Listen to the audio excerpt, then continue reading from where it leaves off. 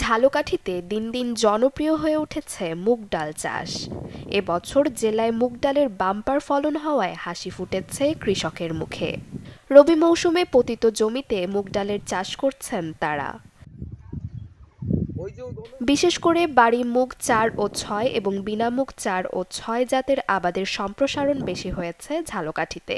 উৎপাদন ভালো এবং লাভ বেশি হওয়ায় নতুন নতুন কৃষক আগ্রহী হচ্ছেন মুগ ডাল চাষে।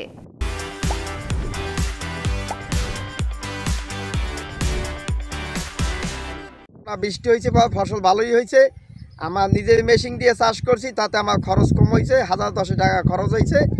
এখন হয়তো ফসল বাড়িতে নিতে হলে 1040 টাকা হবে।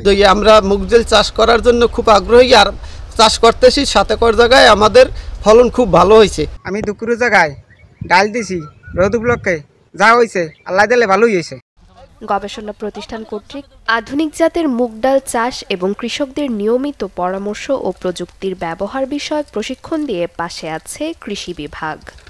এই মুহূর্তে আমরা বাজার পর্যালোচনা করে দেখেছি যে আমাদের এখানে মুগের বাজার দর বেশ ভালোই আছে। আমরা আশা করছি কৃষকরা তাদের ন্যায্য মূল্য পাবে এবং কৃষকরা লাভবান হবে।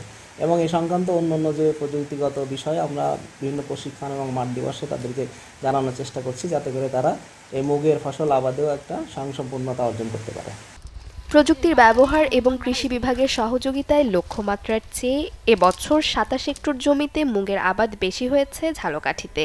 জেলার 4 উপজেলায় এবছর মুগ ডালের আবাদ লক্ষ্যমাত্রা ছিল 2600 হেক্টর জমিতে, আর তা থেকে প্রায় 40 কোটি টাকার মুগ উৎপাদন বেশি হবে বলে আশা কৃষি বিভাগের।